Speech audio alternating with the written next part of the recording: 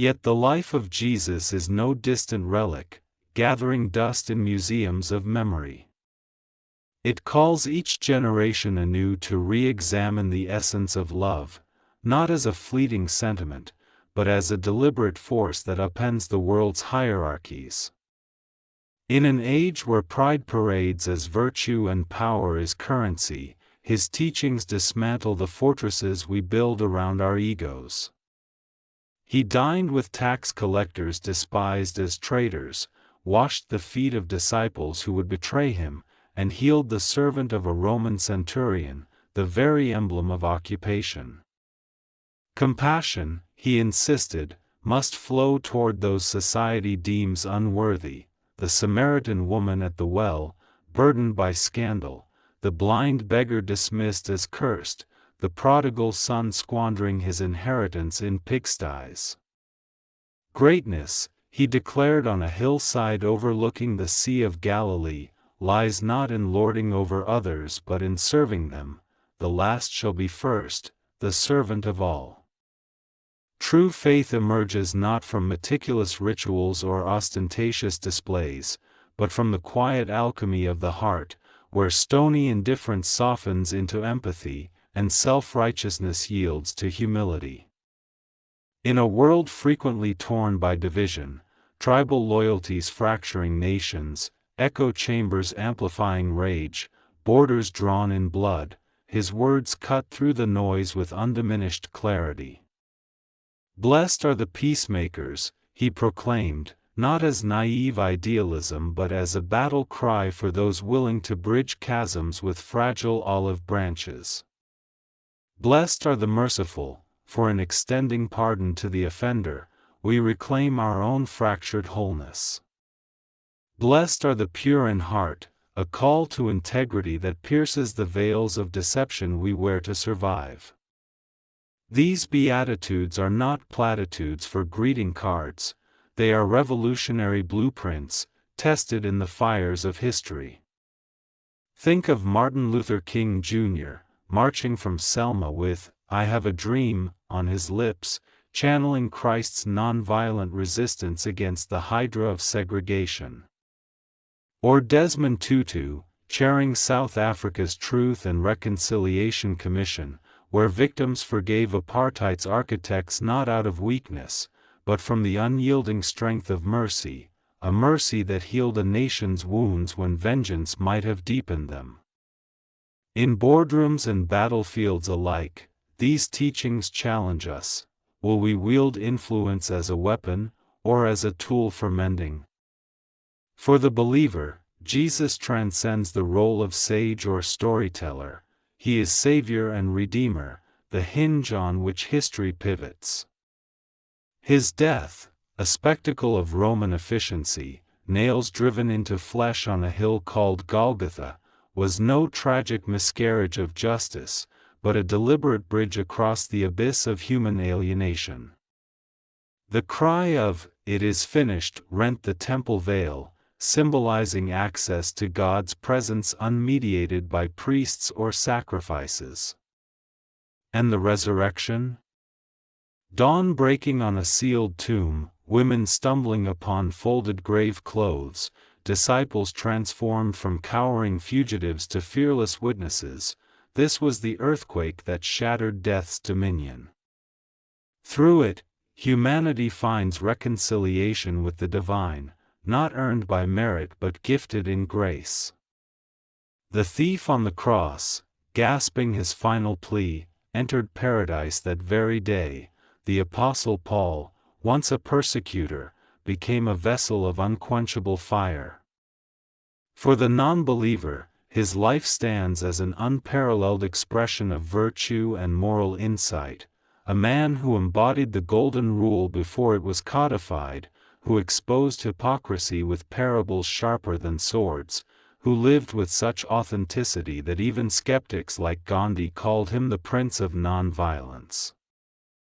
Whether approached through faith's lens or reasons, his legacy illuminates the shadows, redefining purposeful living, to give without tallying debts, to love until it aches, to stake everything on a hope that outlasts the grave. Even now, in the flicker of smartphone screens and the roar of city traffic, countless lives bear the imprint of his example. Stories multiply like the loaves at Bethsaida, a nurse in a war-torn Syrian clinic, binding wounds while murmuring prayers of peace, a Wall Street executive, once enslaved to ambition, now mentoring at-risk youth in Harlem, echoing the Good Samaritan's reckless generosity. Forgiveness blooms where hatred once festered.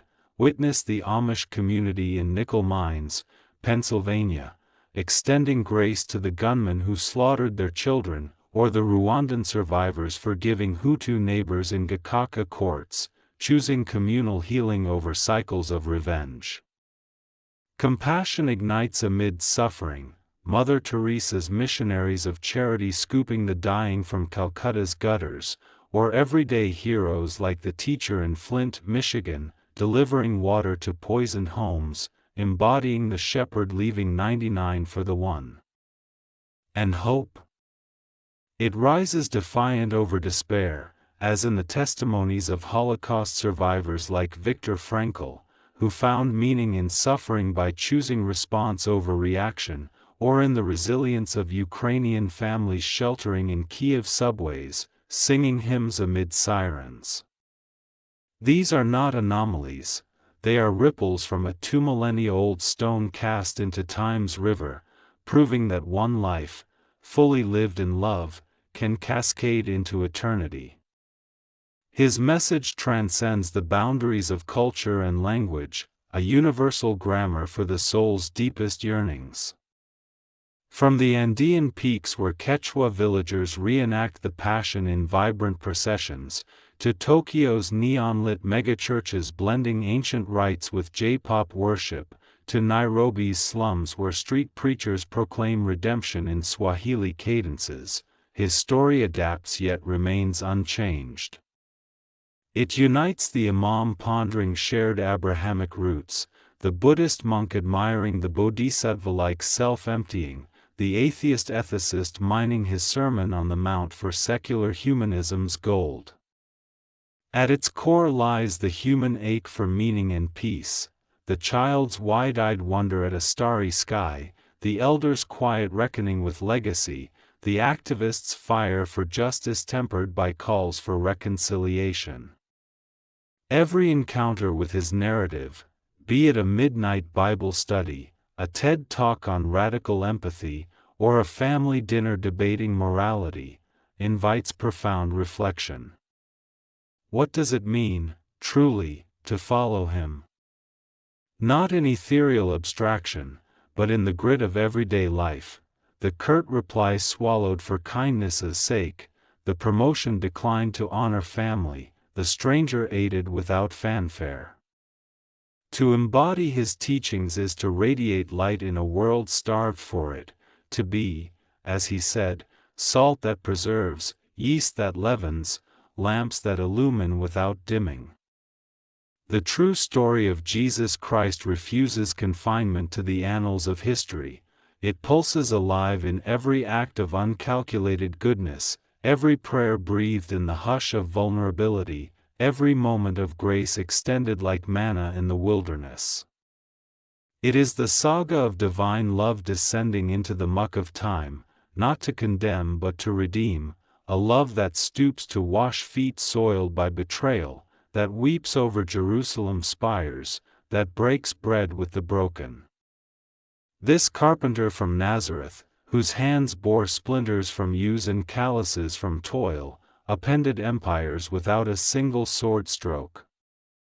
He changed the world not through the clamor of conquest, but through the still small voice of compassion, not by amassing power, but by pouring it out in sacrifice on a splintered beam.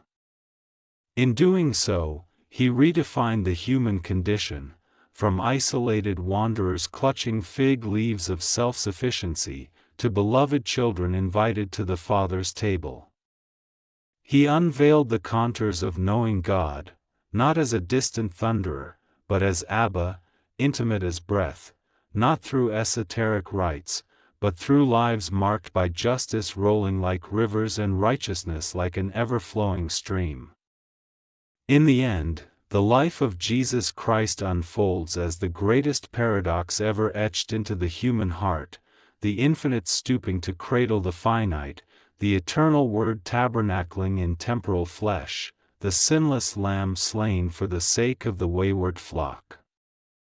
The Creator, who spoke galaxies into spin, walked blister-footed among His creation, sharing wedding wine and fishermen's dawn halls. The innocent, untouched by guile, shouldered the guilt of empires and every man, crying forsakenness so we might never echo it. The dead, sealed in stone and soldier-guarded silence, burst forth in glory, trailing grave linens like discarded winter coats, heralding a springtime for the soul. This truth does not fade with fashions or empires, it endures, a lodestar against entropy's tide.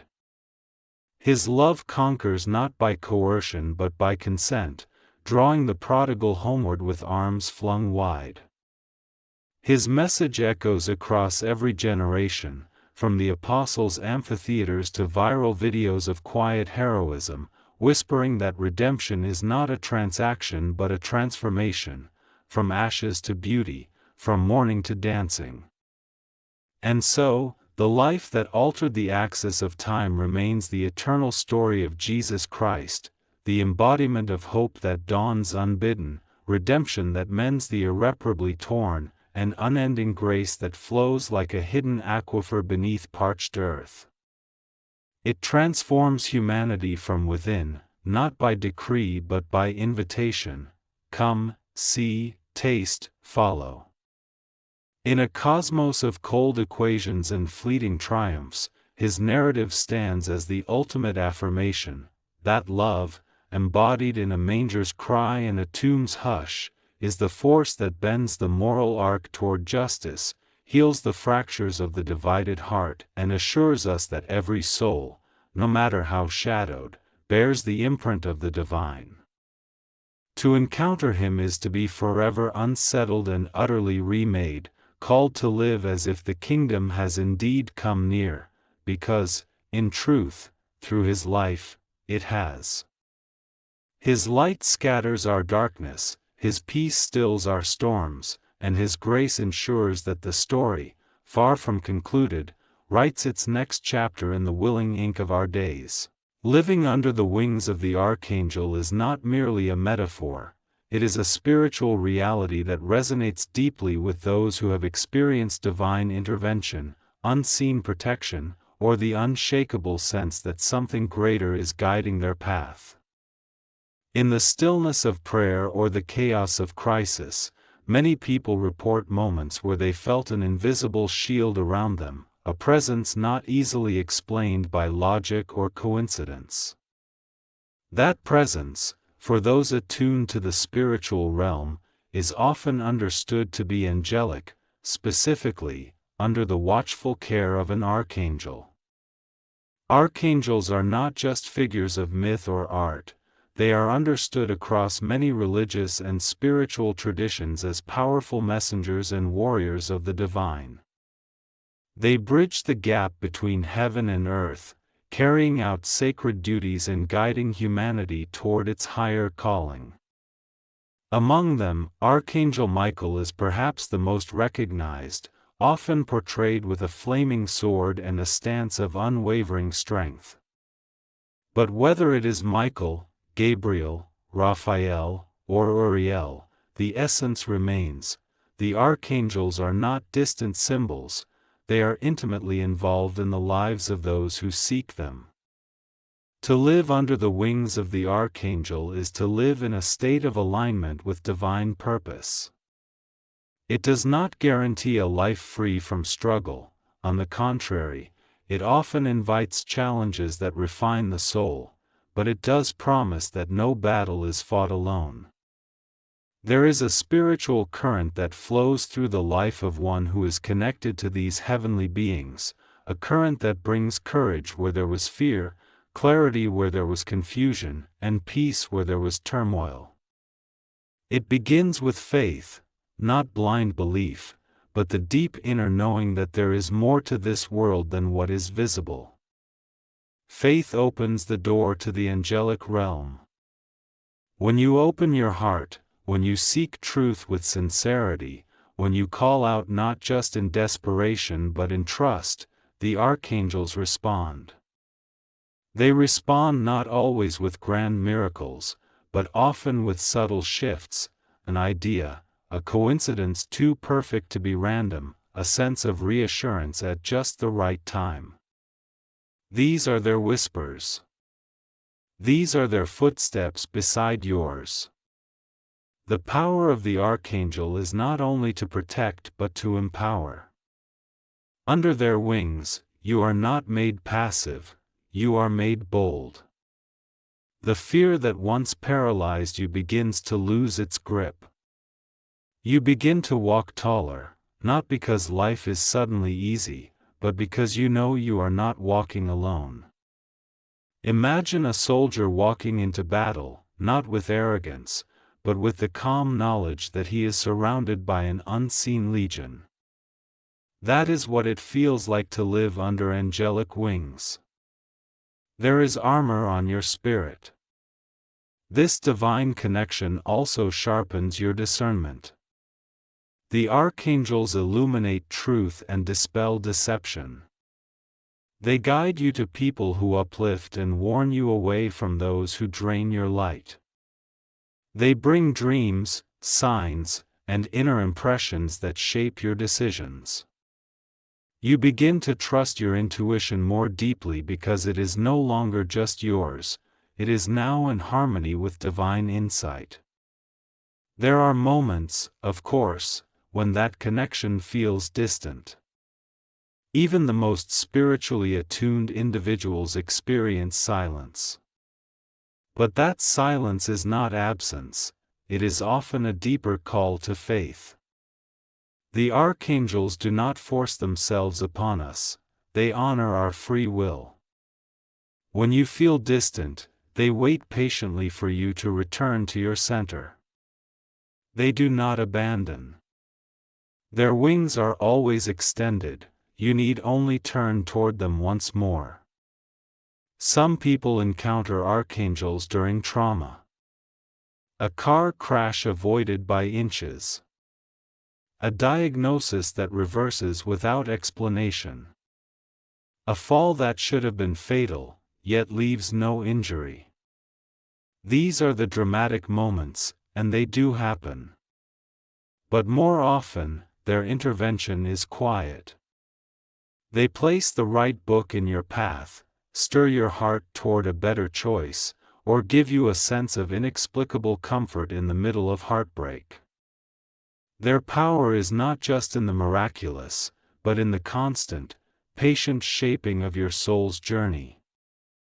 Spiritual growth under their wings also leads to a deeper sense of purpose.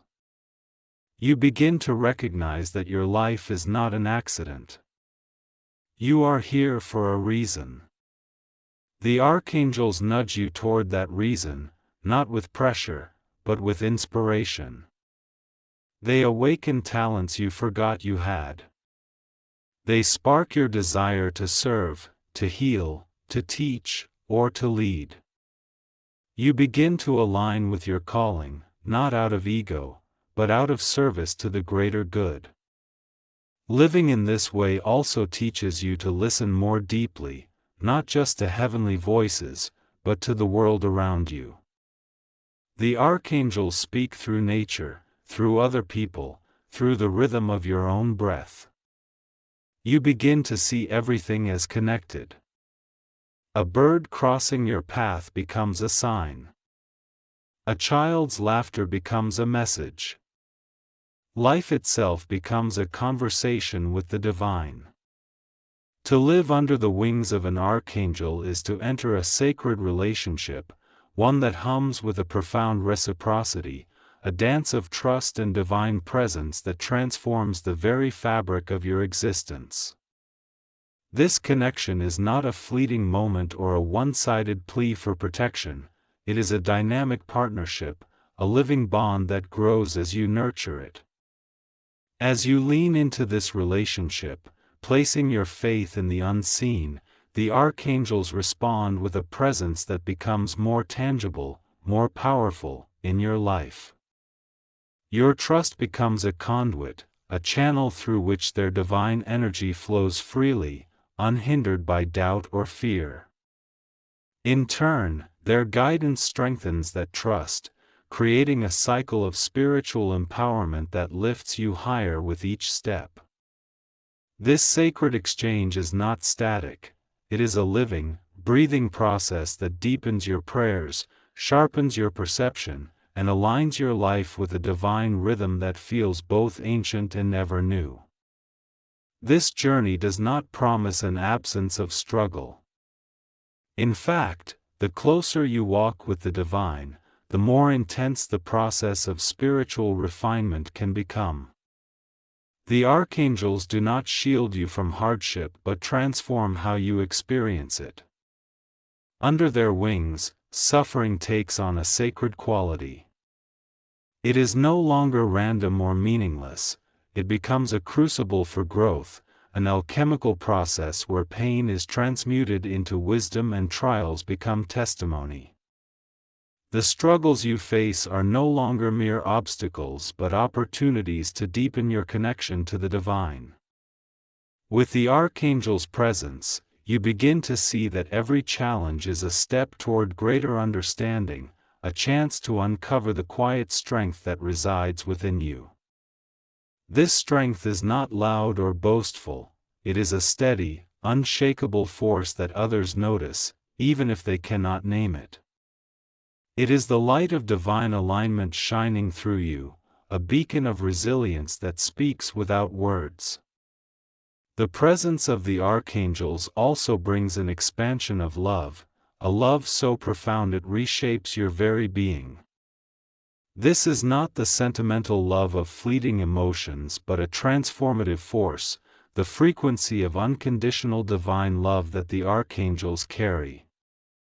To be in their presence, whether through prayer, meditation, or a quiet moment of connection, is to feel utterly accepted, deeply known, and cherished beyond measure. This love burns away shame, silences the inner voices of unworthiness, and reminds you that you are not broken, you are becoming. It is a love that fills you to overflowing, spilling out into the world around you.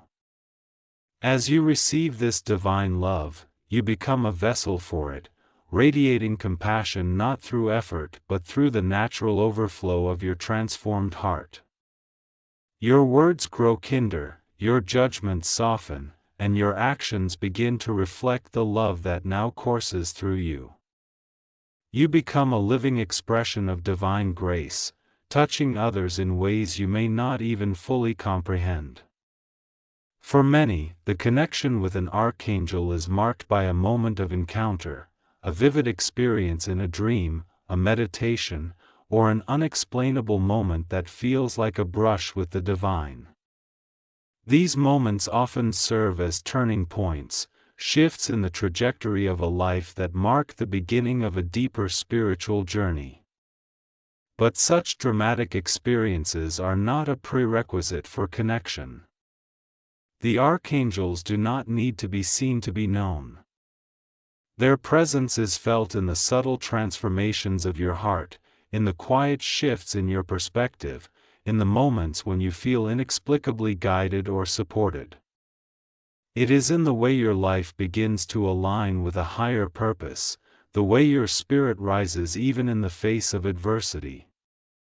These are the signs of their presence, the evidence of their work in your life. Whether through a fleeting vision or a quiet knowing, the connection is real, and its impact is profound. To deepen this relationship, you may feel called to develop spiritual practices that open your heart and mind to the archangel's guidance. These practices, whether prayer, journaling, silence, ritual, or acts of service, are not obligations but invitations, ways of saying, "I am open." Each practice becomes a bridge, a point of connection that allows you to hear the divine more clearly.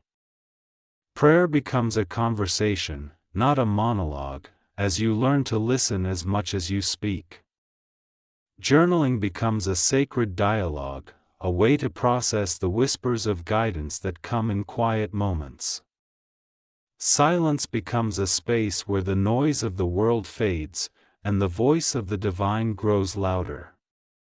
Rituals, whether simple or elaborate, become acts of devotion, tangible expressions of your willingness to walk this path. And acts of service, small or grand, become offerings, ways of embodying the love and light you receive. These practices are not about earning divine favor, they are about creating space for the divine to move in your life. The more open you are, the more clearly you hear. And the more clearly you hear, the more courageously you live. As you walk this path, you begin to understand that living under the wings of the Archangel is not just about personal protection or comfort, it is about mission. The guidance you receive is not meant to be hoarded but shared. You are being shaped not only for your own sake but for the sake of the world. The archangels are raising you to be a light-bearer, a healer, a voice of peace in a world that so desperately needs it. This calling does not require perfection, it requires only willingness. It asks you to show up, to say yes, to trust that you are being guided even when the path feels uncertain.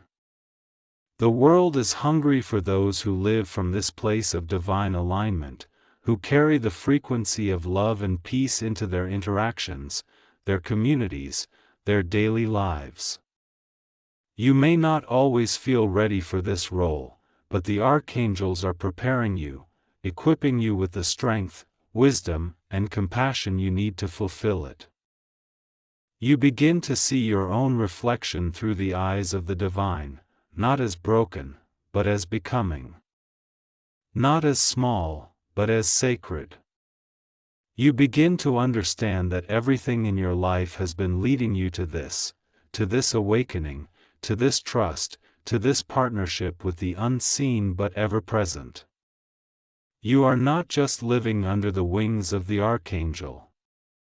You are becoming a living testament to the power of divine love. You are walking evidence that grace is real. That transformation is possible. That healing is underway. This is your path. Not a path of escape, but of embodiment. Not a path of perfection, but of presence. Not a path of isolation, but of deep, divine companionship. It is the path of awakening, of rising, of remembering. And so, wherever you are in this moment, whether in joy or in pain, in clarity or confusion, know this: you are held.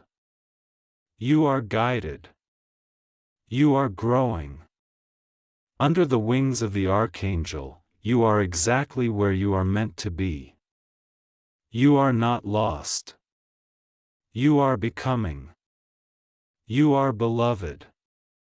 And the journey is only